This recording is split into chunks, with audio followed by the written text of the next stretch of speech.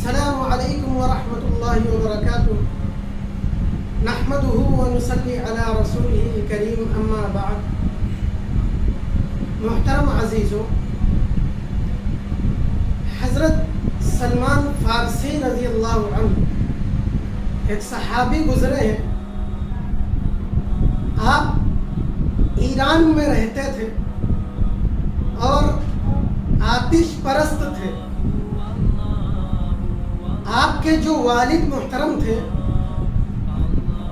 وہ ہر وقت آگ جلایا کرتے تھے.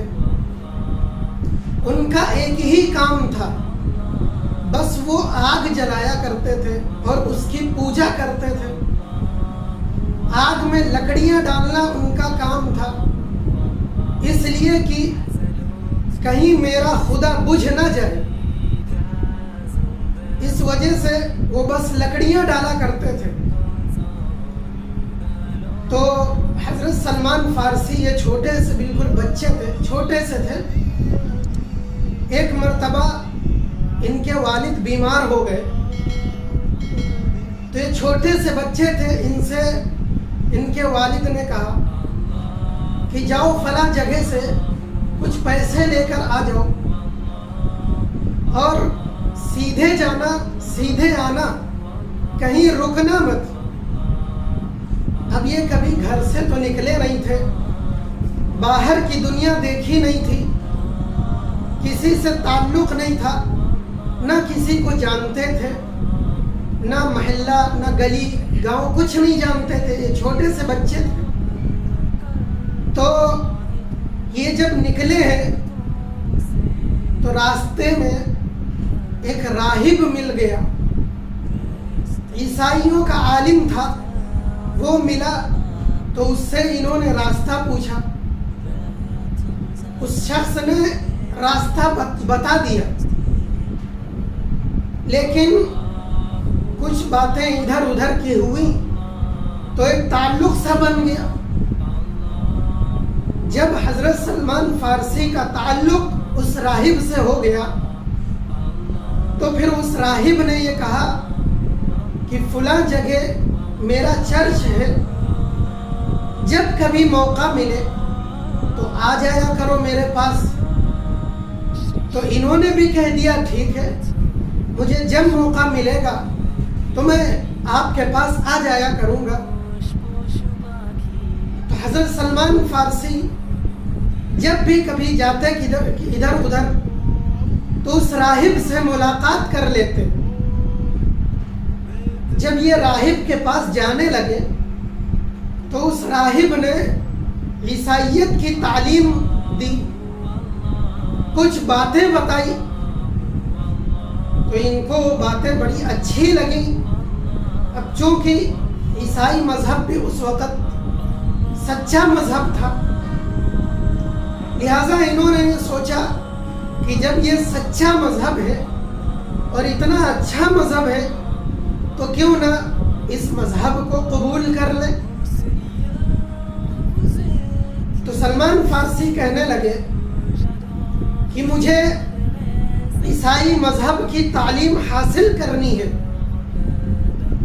مجھے پڑھنا ہے.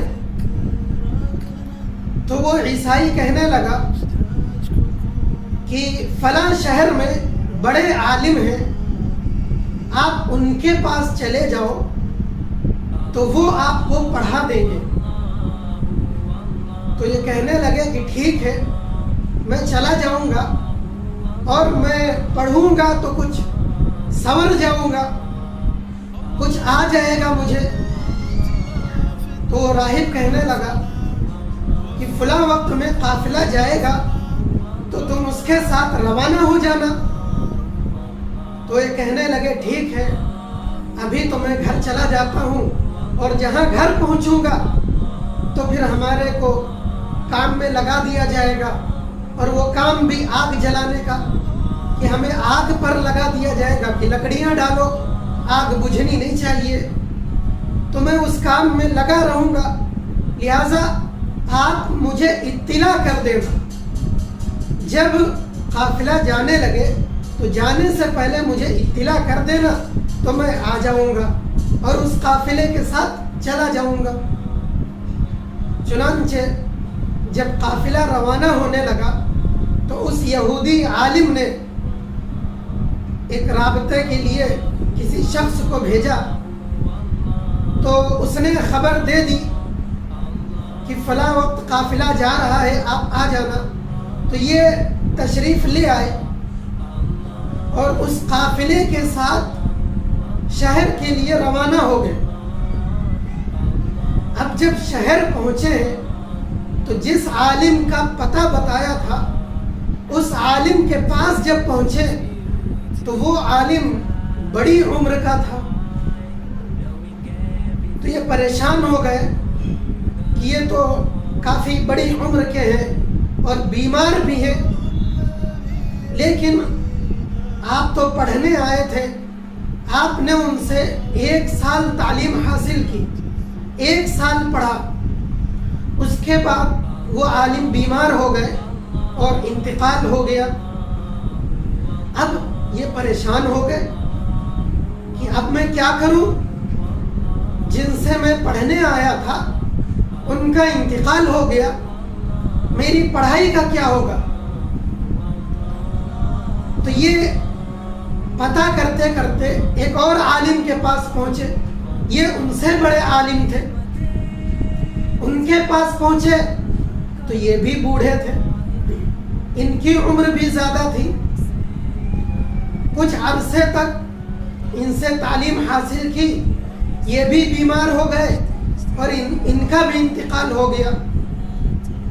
اب اور زیادہ پریشان ہو گئے کہ اب کیا ہوگا، تو پھر یہ تلاش کرتے کرتے ایک اور عالم کے پاس پہنچے۔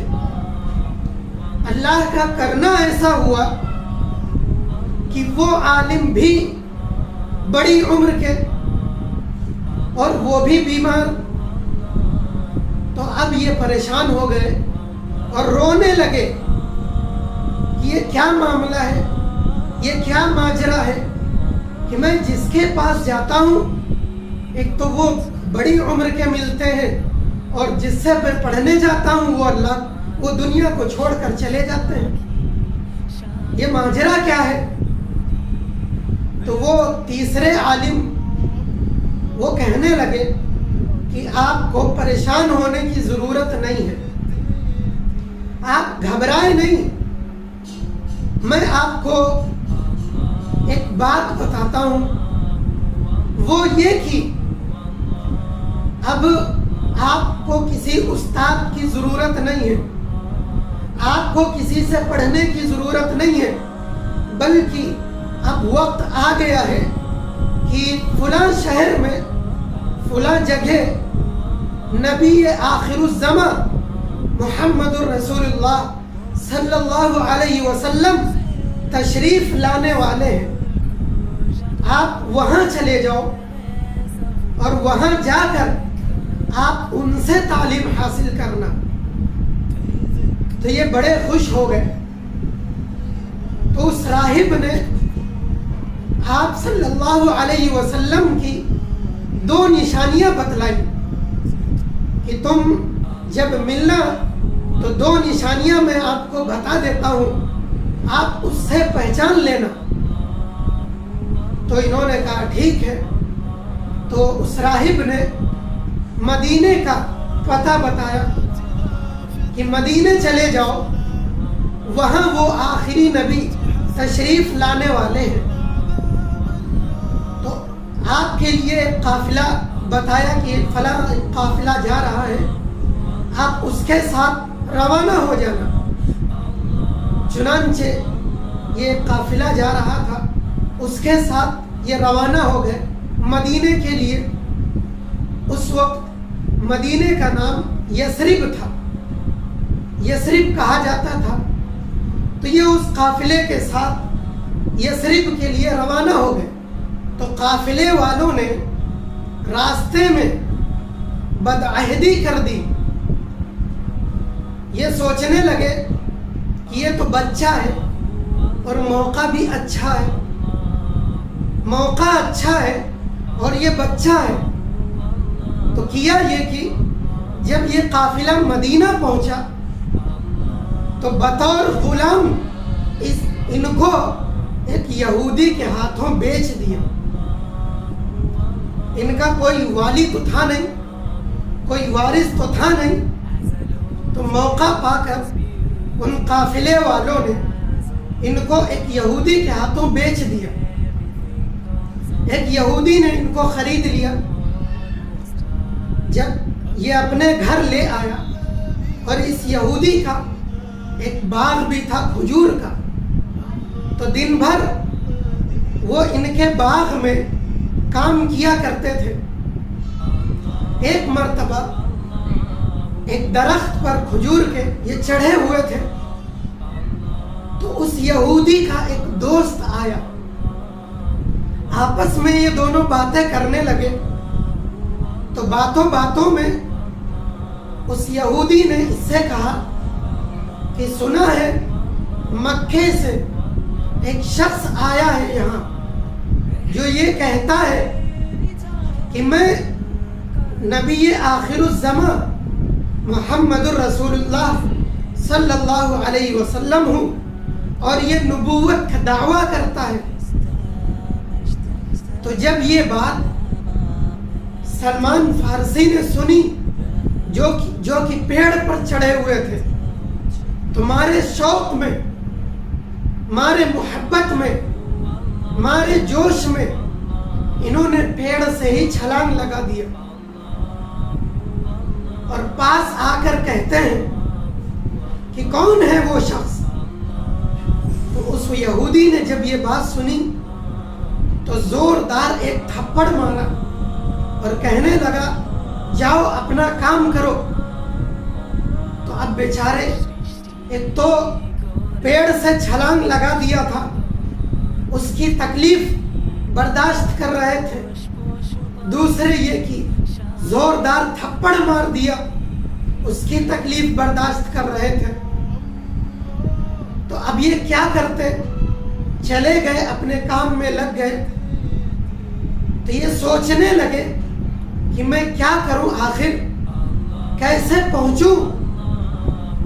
تو دل میں خیال آیا کہ ہفتے میں ایک دن کی چھٹی ملتی ہے, اور جب یہ چھٹی مجھے ملے گی تو میں اس دن بستی والوں کے پاس جاؤں گا اور ان سے پوچھوں گا کہ وہ شخص کون ہے اور کہاں ہے. چنانچہ انہوں نے اسی طرح کیا.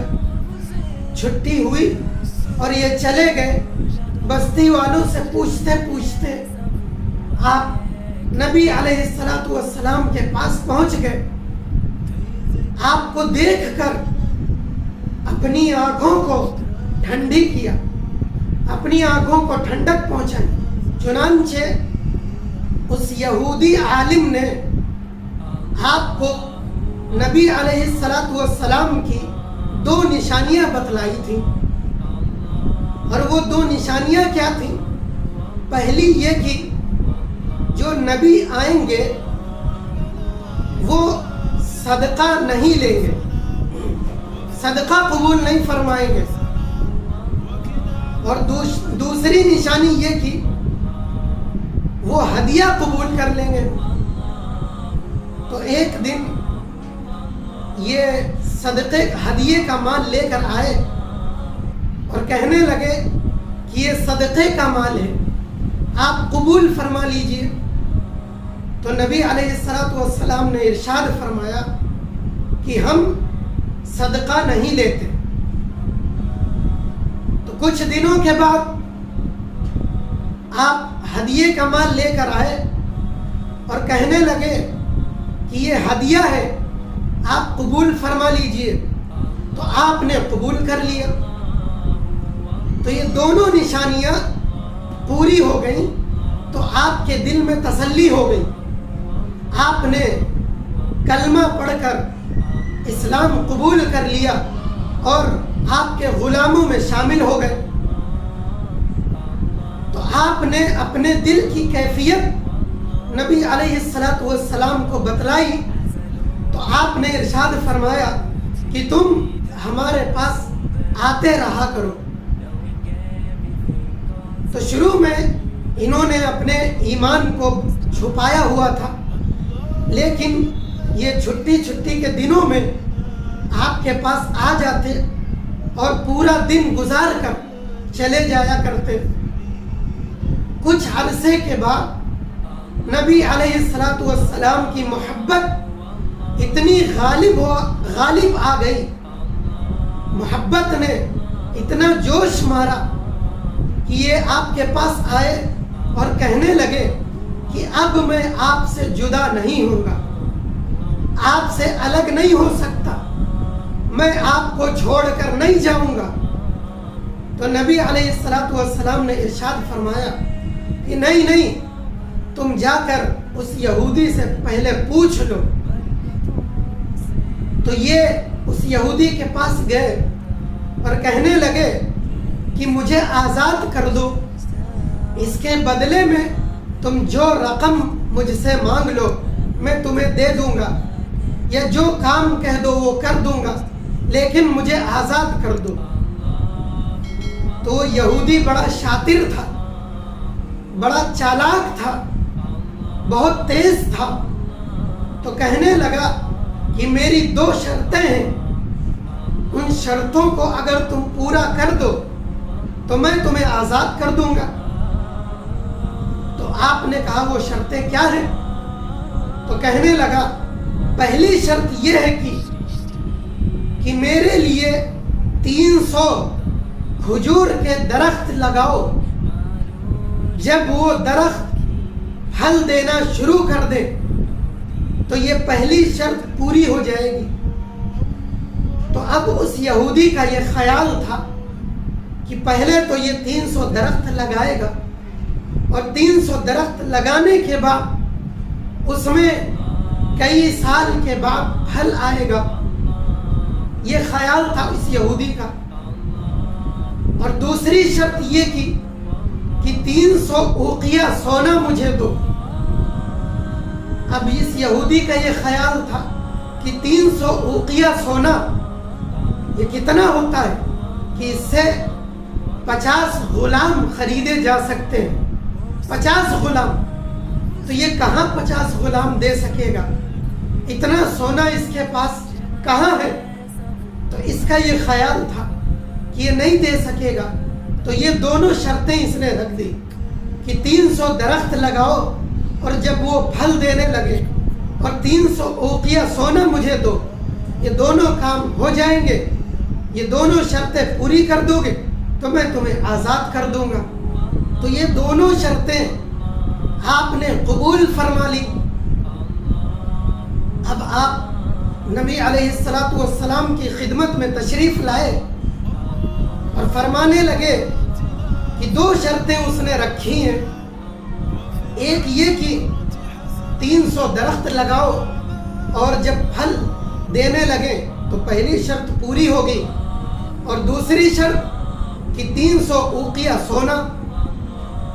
تو یہ کہہ ہی رہے تھے کہ اللہ کے رسول صلی اللہ علیہ وسلم کا یہ ایک معجزہ ہی تھا کہ اتنے میں ایک شخص ایک سونے کا ڈلا لے کر آیا اور آپ صلی اللہ علیہ وسلم کی خدمت میں پیش کیا کہ یہ ہدیہ ہے۔ تو آپ نے وہ قبول فرما لیا۔ اس کے بعد آپ نے فرمایا کہ سلمان ادھر آؤ، سلمان ادھر آؤ، تیرا کام آسان ہو گیا۔ یہ ڈیلا آپ نے حضرت سلمان فارسی کو دیا اور فرمایا کہ جاؤ اس یہودی کو دے کر آ جاؤ۔ تو آپ وہ ڈلا سونے کا لے کر اس یہودی کے پاس پہنچے ہیں، تو یہودی دیکھ کر حیران رہ گیا کہ یہ اتنا سا چھوٹا سا ڈلا، اس سے کیا ہوگا؟ تو آپ نے فرمایا اس کو لو تو اس نے وہ ڈلا لیا اور ترازو پر جب رکھا اس نے تو ایک اور معجزہ کہ وہ ڈلا برابر نکلا، یعنی جتنی اس کی ڈیمانڈ تھی، جتنا اس نے शर्त में रखा था उतना निकला, तो ये सोचने लगा कि शायद मेरा तराजू खराब हो गया है। तो इसने तराजू सही किया और सही करने के बाद वो डला फिर से रखा तो फिर वो बराबर निकला। अब ये और हैरान हो गया कि यार इतना सा डला है छोटा सा और ये इतना वजनी कैसे हो रहा। तो उसने कई मर्तबा उस तराजू को सही किया, फिर रखा, फिर सही किया, फिर रखा, वो बार बार बराबर ही निकलता। तो बिल आखिर उसने मजबूर होकर कबूल कर लिया कि ठीक है तुम्हारी एक शर्त पूरी हो गई। अब दूसरी शर्त यह है कि 300 दरख्त लगाओ और जब वो फल देने लगे तो तुम आजाद हो। ये तुम्हारी दूसरी शर्त है। तो अब ये दूसरी शर्त लेकर नबी अलैहिस्सलातु वस्सलाम की खिदमत में हाजिर हो गए कि ये दूसरी शर्त उसने रखी है। तो नबी अलैहिस्सलातु वस्सलाम ने इरशाद फरमाया कि जाओ तुम जमीन तैयार करो और मेरा इंतजार करना। चुनांचे आपने जमीन तैयार की और जब जमीन तैयार हो गई तो आप सल्लल्लाहु अलैहि वसल्लम ने मिलकर उस दरख्त को लगाना चालू किया और आप दोनों ने मिलकर वो दरख्त लगा डाले। तो अल्लाह का करना ऐसा हुआ कि फिर मौजिज़ा कि जिस साल दरख्त लगाए हैं उसी साल उन दरख्तों में फल आ गए। तो यहूदी बड़ा हैरान हो गया, लेकिन करता भी क्या, जब ये दूसरी शर्त भी पूरी हो गई तो उस यहूदी ने आपको आज़ाद कर दिया, उसे आज़ाद करना पड़ा। तो जब ये आज़ाद हो गए तो आप सल्लल्लाहु अलैहि वसल्लम की खिदमत में तशरीफ़ लाए और कहने लगे कि मेरे लिए क्या हुक्म है। तो आप सल्लल्लाहु अलैहि वसल्लम ने इरशाद फरमाया कि जाओ तुम अस्हाबे सुफ़्फ़ा में शामिल हो जाओ, अस्हाबे सुफ़्फ़ा में शामिल हो जाओ। अस्हाबे सुफ़्फ़ा जो मक्का मुकर्रमा से और हबशा से और दीगर जगहों से हिजरत करके आए थे, उनके लिए एक चबूतरा बना हुआ था, उस पर वो रहा करते थे। तो फरमाया कि अस्हाबे सुफ़्फ़ा में यानी चबूतरे वालों में शामिल हो जाओ। तो आप उन अस्हाब के साथ शामिल हो गए। तो नबी अलैहिस्सलातु वस्सलाम ने जो फरमाया था कि अस्हाबे सुफ़्फ़ा के साथ शामिल हो जाओ, आप शामिल भी हो गए और उनके मॉनिटर बन गए। तो अब देखना ये है कि अल्लाह रब्बुल इज़्ज़त ने क्या कदरदानी का मुआमला फरमाया। पहले तो मैं आपसे ये पूछता हूँ कि हज़रत सलमान फारसी रज़ी अल्लाह अन्हु ने अपने घर को छोड़ा किसके लिए? आपका जवाब होगा कि अल्लाह रब्बुल इज़्ज़त के लिए। मैं पूछता हूँ कि अपने रिश्तेदारों को छोड़ा किसके लिए? आपका जवाब होगा अल्लाह रब्बुल इज़्ज़त के लिए। तो अल्लाह रब्बुल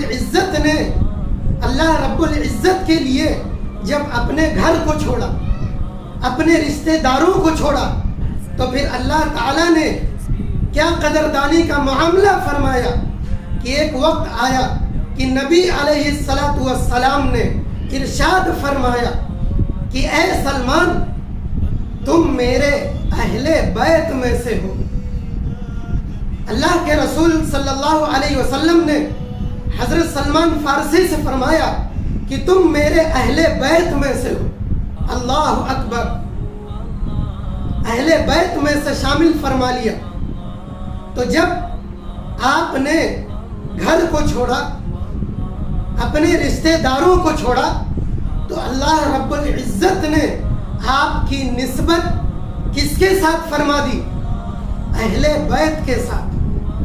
تو میرے عزیزوں آپ سے بھی کہتے ہیں کہ آپ بھی اپنا گھر چھوڑو، اپنے رشتہ داروں کو چھوڑو۔ اسی لیے تبلیغ والے فرماتے ہیں اللہ رب العزت ان سب کی مغفرت فرمائے، ہمارے بڑوں کی جو دنیا سے گزر گئے اور جو کام کر رہے ہیں، اللہ ان کے کاموں میں اخلاص اور ان کے کاموں میں خلوص پیدا فرمائے۔ ہمارے تبلیغی بھائی کہتے ہیں نا کہ مہینے میں 3 دن اللہ کے راستے میں نکلو۔ کیوں کہتے ہیں؟ اس لیے کہ یہ نکلنا، سیکھنا اور سکھانا یہ نبیوں والا کام ہے، اور میں تو یوں بھی کہتا ہوں کہ یہ صحابیوں والا بھی کام ہے۔ ہجرت کرنا یعنی گھر کو چھوڑنا، رشتہ داروں کو چھوڑنا نبیوں والا کام، سیکھنا اور سکھانا صحابیوں والا کام۔ تو آپ جب نکلو گے، آپ جب گھر کو چھوڑو گے، رشتہ داروں کو چھوڑو گے اور اللہ کے راستے میں نکلو گے، پھر کیا کرو گے؟ سیکھو گے اور سکھاؤ گے۔ جو نہیں آتا ہے وہ سیکھو گے، اور جو آتا ہے، جو دوسروں کو نہیں آتا، پھر ان کو آپ سکھاؤ گے۔ تو یہ صحابیوں والا کام ہوگی۔ تو اللہ کے راستے میں جب نکلو گے تو پھر یہ جو دنیا کی محبت ہے، دنیا کا جو عشق ہے، لوگوں کی جو محبت ہے، یہ دلوں سے نکلے گی۔ دلوں پہ جو زنگ لگا ہے یہ دھلنے لگے گا، یہ صاف ہوگا۔ اس لیے کہا جاتا ہے کہ اللہ کے راستے میں نکلو۔ جب اللہ کے راستے میں نکلو گے تو پھر وہاں جنت کے بارے میں بتایا جاتا ہے۔ جب جنت کے بارے میں بتائیں گے تو آپ کے دل میں شوق پیدا ہوگا، اور جب جہنم کے بارے میں بتائیں گے تو آپ کے دل میں خوف پیدا ہوگا۔ تو جب شوق بھی آئے گا، خوف بھی آئے گا، تو پھر ظاہر بات ہے، ظاہر ہے کہ آپ کے اندر تبدیلی آئے گی۔ آپ شرابیوں کے بیچ میں بیٹھے تو ایک دن آپ بھی شراب پینے لگو گے۔ آپ مسالہ کھانے والوں کے بیچ میں بیٹھو تو ایک دن آپ بھی مسالے کھانے لگو گے۔ آپ چوروں کے بیچ میں بیٹھو تو ایک دن آپ بھی چوری کرنے لگو گے۔ اسی طرح آپ جب اللہ والوں کے بیچ میں بیٹھو، آپ اللہ کے راستے میں نکلو، آپ اللہ کے راستے میں نکل کر نیک لوگوں کے ساتھ بیٹھو، تو کیا اس کا اثر نہیں آئے گا؟ آپ اچھی باتوں کو سیکھو گے، آپ جنت کی جو باتیں ہیں اس کے متعلق جو حدیثیں ہیں وہ پڑھو گے، وہ سنو گے، تو پھر شوق آئے گا، اور جہنم کی باتوں سے خوف آئے گا۔